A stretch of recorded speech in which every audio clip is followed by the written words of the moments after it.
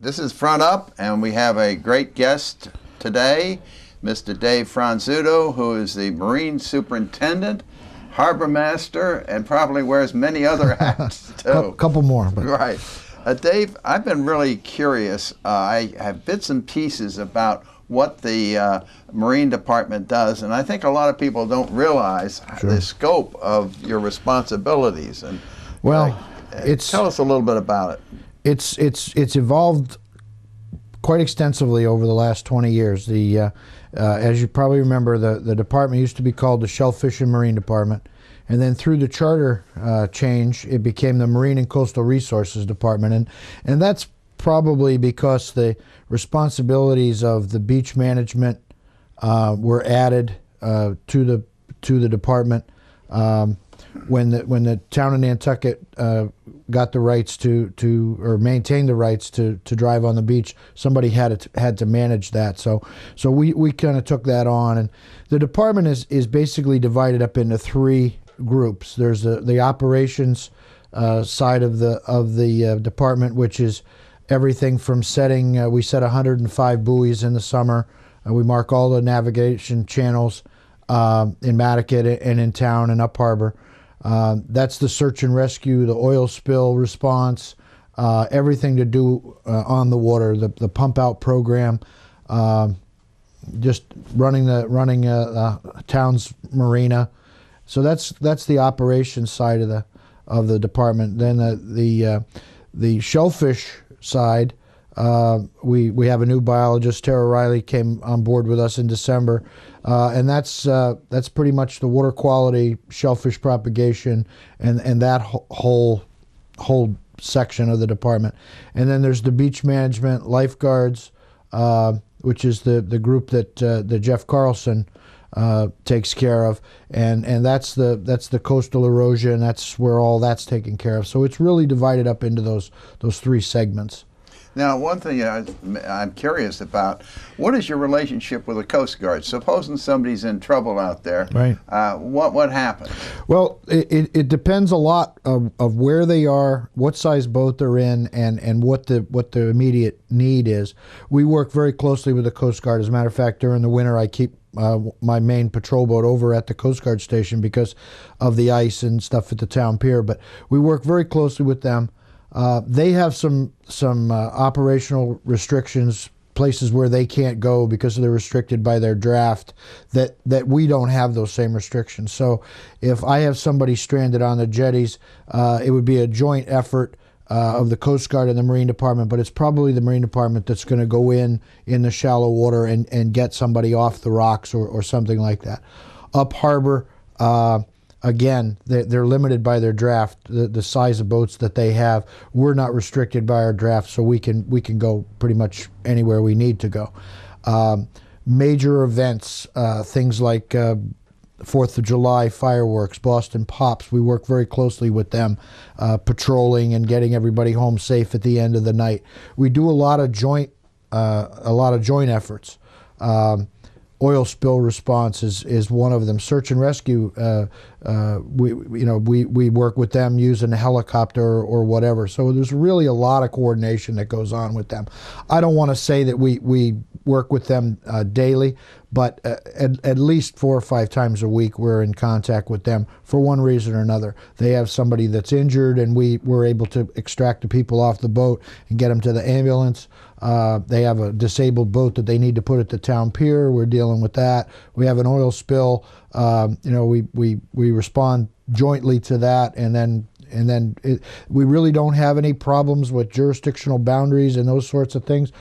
Part of that's probably because myself I was in the Coast Guard for over 20 years. Sheila Lucy, which is works with us as assistant harbor master, worked at Brand Point for 5 years.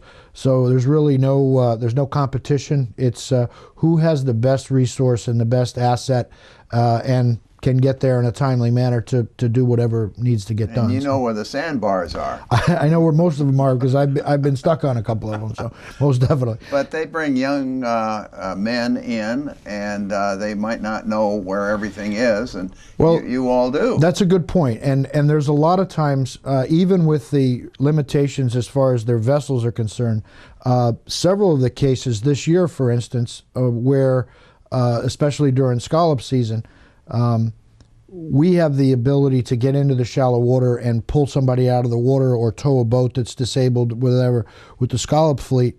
And a lot of times I'll go by the Coast Guard station on my way to the case and pick up one of their young men. As a matter of fact, it's kind of humorous. There's one young man who's been on 3 or 4 cases with me, and I think they're going to assign him as a permanent crew member. But he does a great job. But it's another set of hands, another set of eyes on the boat to help us out. And again, there's no competition. It's who can do the best job at the time, and they've helped us out. And as you point out, there is a certain local knowledge component where you know where to go and where not to go to help somebody. And then you pump out a lot of boats that come over here. We pump a lot of sewage.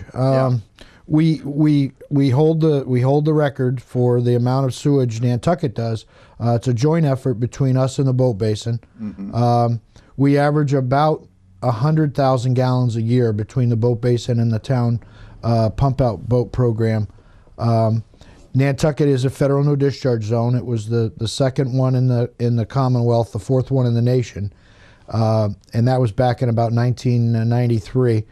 And we've literally had to increase the capacity in our boat to handle the volumes. Mm-hmm. We had a new boat built a few years ago, and we pump a lot of sewage from May through October. Mm-hmm. Now, is there any problem with pumping because this is saltwater based as opposed to freshwater? No, we've been concerned about that from time to time with the new sewage treatment plant and everything. We flush all of our lines and hoses and tanks and everything with salt water. After we pump the vessel out, we run salt water through the system to charge it pretty much for the next boat. So what you're handing the second boat or the next boat is a clean nozzle and a clean system full of salt water. Mm-hmm. But I've talked to Jeff Willett, and really the amount of salt water that we're introducing into that system is minimal. But it's a good way for us to keep the effluent. As a matter of fact, at the town pier, we have to pump that effluent 900 feet down the dock. Mm-hmm. So it keeps it more fluid, if you will, and we're able to keep the good head on and get it down the dock, and then it goes. Thankfully, we have a sewage collection system. It goes right in the sewage collection system, and it's treated out at the sewage treatment plant. And that helps a great deal with the harbor, so that. It does. Yeah. It does. It's one of those things, unlike some of the other things that we don't have as much, for lack of a better term, control over. It's something that we've done a fairly good job at. And during the summer, we start pumping boats at 8 in the morning, and we pump through 8 o'clock at night. And like I said, the boat basin is a big component of that. All of their slips at the boat basin have deck drains, so they can pump out all 240 slips are able to be pumped out in the boat basin. So they're doing a large part of the volume for Nantucket Harbor. And is there some attempt to make sure that the visitors don't pump out in the harbor? How do you monitor that? Well, there's an educational component to it, but primarily we target events. And as a matter of fact, you just had Melissa, and that's a major event. Race Week is a major event, and what we do is for Fagawi, the Opera Cup, Race Week, and those types of events, we give them at a captain's meeting. We give them dye tablets to put in their holding tanks. And as you probably remember, Nantucket passed a bylaw a few years ago where dumping of sewage is prohibited, and it can result in a ban from the harbor. If we find an infraction where somebody is dumping and knowingly dumping, or we see a fluorescent green sheen around the boat where the dye tablet is showing us that they've pumped their holding tanks, we give them a very severe fine. The fines have just been increased by the state to $2,000 per infraction. And we have banned boats from the harbor. Really? We've asked boats to leave, and we've actually, years ago, boat will remain nameless, but it goes to the vineyard now, but we did ask the boat to leave, and it was a blatant violation. It wasn't a mistake. It wasn't somebody had a valve in the wrong position. They blatantly pumped overboard, and the owner, to his credit, took it seriously. They relieved the captain that day. They brought in a relief captain, and the boat has never been back to Nantucket. And it was a large boat. But with the penalties and the fines and targeting the events, we find very, very good compliance. We know that there's probably folks that pump out after the sun goes down, but we try to make it as easy as possible for them. We try to make it, there's no charge for it. That's a discussion that was had many years ago about charging. Places that did charge for pump outs didn't do a tenth of the pump outs that they did when they stopped charging. So we make it free. The program is funded by the federal government, 75% federal funded. Fuel, maintenance of the boat. As a matter of fact, the construction of the new boat was part of that. So it's really a good program. Yeah. Now tell me a little bit about, from your position, how the scallop season is going. Well, it's been one of the most interesting scallop seasons we've had. We've had a large number of scallops. We just went over 16,000, I think 400 bushel. We're landing a lot of scallops. Unfortunately, with the wet spring that we had and the cold temperatures, the scallops I don't think had an opportunity to grow much. So we've had the lowest yields in pounds that we've ever had. The state industry... You mean pounds per bushel? Pounds per bushel, right. The state industry standard for bay scallops is about 7.5 pounds a bushel. We've always enjoyed 8 pounds, 9 pounds, even 10 pounds in certain locations, in certain years. This year, it's averaged 5.5 to 7 pounds a bushel. So the yield is down. The price has fluctuated more than I remember. The price started off at a low price, primarily because there were so many bay scallops in the system. Buzzards Bay had bay scallops. Chatham, for the first time in many, many years, had bay scallops. They actually still have fishermen fishing today like we do. We have 12 boats out today fishing. But there were a lot of scallops on the market. The vineyard always opens a couple weeks before Nantucket, so that gluts the market. Then we come on the market. The price normally drops a little bit. The price now has gone back up, but the fishermen are still getting their limits.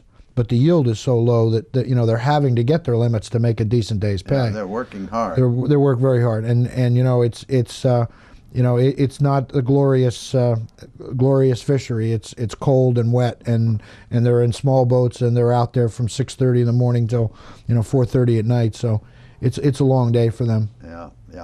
Now tell me, there was some red tide this summer. Have you got any idea about what we can do about that? Well, I think the couple important points. One is that what they saw this past summer was a rust tide. Rust tide. Excuse me. Yeah. Well, it's important. It's important that you bring that up because the differentiation is important. The rust tide has no. It's no problem for human consumption of the shellfish. The red tide causes paralytic shellfish poisoning, PSP. So that's very important because if you do eat the shellfish, then you can get sick and die. We had a rust tide about 3 years ago now, which did affect Nantucket Harbor, and it actually shut down the conch industry for a large period of time. Those guys actually lost pretty much all their season. The rust tide, we're believing that, I'm believing, and a lot of my fishermen that we talk to have borne this up, is that there was such a concentration of this rust tide out in the Court of the Bay that the commercial charter boats saw every day on their 6-8 trips that they make every day. What we're believing happened is that it came in on an incoming tide, and there's such a slow flushing rate with the head of the harbor. It's 70-some days to get a total water exchange to the head of the harbor because of the velocity going up there. what we believe happened was it got caught in those gyres, in those deep water pockets up in the head of the harbor and in the Quays Basin, and it just stayed there. And as it stayed there, it bloomed. And where it's been detrimental to the shellfish is it consumed the oxygen, it consumed the food that the larvae and the small scallops needed. With Mariah Mitchell and the spat bag collections that they put out, they saw a dramatic drop in the amount of scallops they had in August when the rust tide was happening, and it's probably because it was consuming all the oxygen and eating all the food that the larvae needed, and that stuff has had killed a lot of the seed scallops that we were hoping for next year, but we're believing that we didn't have an event of some sort that made the red tide or the rust tide happen up there. I believe that since it was in such large concentrations out in the Court of the Bay, it came in, kind of got trapped up there, and then it did its damage while it was up there. Okay. I know that there's a program, and I think you spoke about it recently, for the airlines people and the pilots to keep an eye on it. Yeah, and the Coast Guard is interested for pollution control. Well, one of the interesting things about what happened this past event was we went up there and took samples, and we did not have a biologist on staff at the time, so we shipped the samples off island to be analyzed. And we got the answer back that it was this rust tide, but we really didn't realize the concentration and the volume. And then a couple days after I took the samples, I flew off island. And in flying off island, I could not believe how large a concentration it was. Yeah. And it just ate up all the oxygen and did damage to the seed scallops. Now, you've talked about circulation. What's your long-range plans for, I just need one more answer here. Sure. Your long-range plans for increasing the circulation in the harbor. Well, there's a couple things. I think the most important thing that we can do is, and it's some of the legwork has been started on this, but I think it's something that we need to follow through on, is we need to make the half-tide, the jetties that we have, which are half-tide jetties, they're only exposed at half-tide, back to a full-tide jetty.